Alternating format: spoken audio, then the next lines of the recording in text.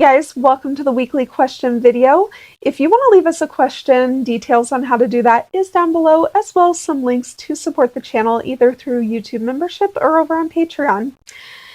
This week's question is, what are some good examples of rules to have for a taken in hand? So I think the concept of rules is something that comes up probably for most couples pretty early on in their domestic discipline journeys. We often think that, one of the fundamental points or practices of domestic discipline is setting up boundaries and rules. But how do you go about that? How do you decide what deserves to be a rule, what shouldn't be a rule, and what is the priority? And that's really what it all comes down to, is what are the priorities in your relationship? Most couples will start with the 4 Ds, and we've talked about that on the main podcast a while ago. But just to reiterate, the 4 Ds are disobedience, disrespect, dishonesty, and danger. So when you're thinking about rules, most couples will start there, where they set some parameters, some expectations, some standards around being respectful to the head of household, or being honest with the head of household, being obedient in what you are being asked to do, and also not putting yourself in danger. They may, I know for Coda and I, we have set up rules specifically around those parameters, where Coda has me check in at certain points for my own safety, so that he knows that I'm safe. He has an expectation that I will be obedient when he tells me to do things directly. And so that really is kind of the core of domestic discipline, is to make sure that there is proper respect, that there is honesty, and that the taken in hand is keeping themselves safe, and that they're being obedient. Beyond that, you really have to look at what is a priority for your relationship. You really want to look at what is going to develop your taken in hand into a better person, and what serves the better good of the relationship. That's not to say that you can't set rules around things that kind of bug you, but try to find ways to see how those things that kind of bug you, how those are detrimental to the overall relationship, because a taken in hand is much more likely to be able to follow rules if they can understand the why behind the rule. So I know that one of Coda's pain points is that I have a tendency just to take my clothes off at the end of the night and leave them piled by my side of the bed. He doesn't like it. It's not necessarily a rule for us that I'm not allowed to do that, but he does expect me, and I always do, to pick up my laundry and put it in the hamper in the morning. That's because he has a standard that our home stays tidy and hygienic. That serves the good of the entire household. That doesn't mean that he doesn't benefit from the fact that I don't leave my clothes piled up for days, right? That would bug him. And he's allowed to set rules around things that he doesn't want to see happening in his house. But he phrases it in a way that shows me that there is a reason behind it, beyond it just being a pet peeve of his. One of our rules that may sound a little bit silly to others is that Coda does not want me opening the door if someone knocks on the door. And that's because he sees it as a safety issue. He doesn't want me to open the door, especially during the day when he's at work. He doesn't want me opening the door to people that we don't know, salespeople, solicitors, whoever it may be. He doesn't want me opening the door because he doesn't want our home to become vulnerable to someone who shouldn't be there coming in. And so that may sound like a pretty silly rule to most people, but for him, it is a concern of safety.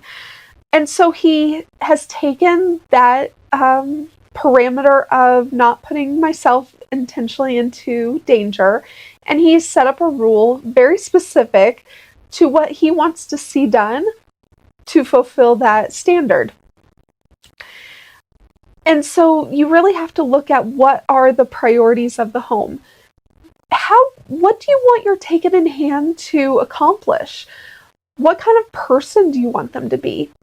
I know for us, one of our big things is Kodo wants me to be a person of integrity.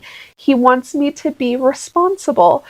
And so for us, that means that if I commit to something, I have to fulfill that responsibility. He doesn't want me canceling on people regularly. Of course, he understands that there might be times where that has to happen, but he doesn't want it happening regularly. He also expects me to fulfill my responsibilities around the household because that shows that I have integrity and that I'm responsible. He also wants me to be an honest person, so he doesn't want me to make a habit of, telling those little white lies in order to save people's feelings. He definitely would not tolerate me being dishonest with him in any regard, but he also wants me to be honest with people other than him. And so those are just some examples of how he has taken what is a priority in our home and made them into rules. Because really, you just want to look at what are our priorities? Who do I want my taken in hand to be? What are the character qualities that I want to develop within my taken in hand? And what are the itemized list of tasks or rules or parameters or standards? What is that itemized list that will support her developing those character qualities? What is the list that would support us accomplishing those priorities within our home? And again, that can include things that you just want to see happen.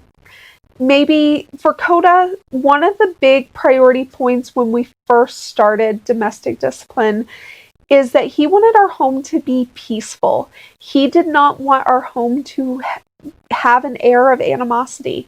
So that meant that he held me accountable to how I would disagree with him and how I would express frustration, either with him or with our child.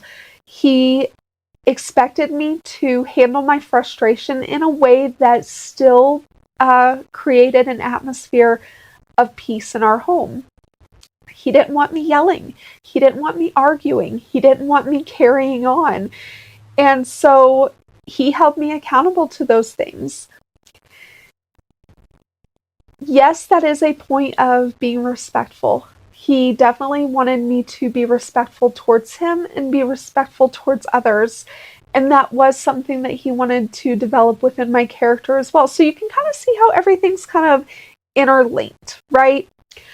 But I would say if you are first starting, look at parameters or standards around what it means to be respectful, what it means to be honest, what it means to be obedient, and what it means to keep yourself safe.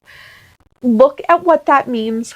Look at maybe some things that are happening that shouldn't be happening in order to accomplish those goals, and set those as your first rules.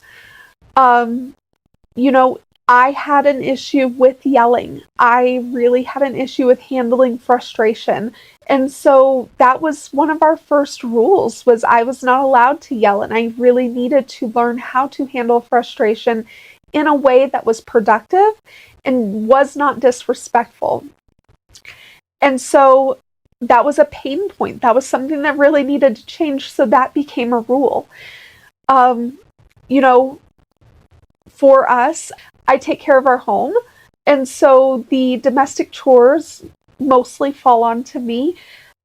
While that is a standard that I could be punished for if I let them slide, that's not necessarily anything that has ever had to be spoken rule, because I would say about 95% of the time, barring illness or injury, I take care of that and I do that well. And so that's not something that Coda has ever had to speak into being a rule. And so really focus on the things that are happening that need to change and set those as your rules. Don't worry about the things that you're taking in hand as already doing well. You can say, hey, you do this really well, and that's a standard that I want you to maintain, and then leave it at that. Don't try to set itemized rules where they don't need to be, because that becomes overwhelming. Really just focus on where you need to set your priorities and go from there, and then let things organically grow. You will notice over time things that need to be added in, maybe things that can be kind of considered solidified habits that you don't need to focus on as much anymore. And as you do those things, and as you see those things organically growing, it won't be overwhelming, because you will step into those into that process as it comes. Anyway, I hope this helped, and let me know what you guys think down below. I'd love to hear your questions, and we'll talk to you later.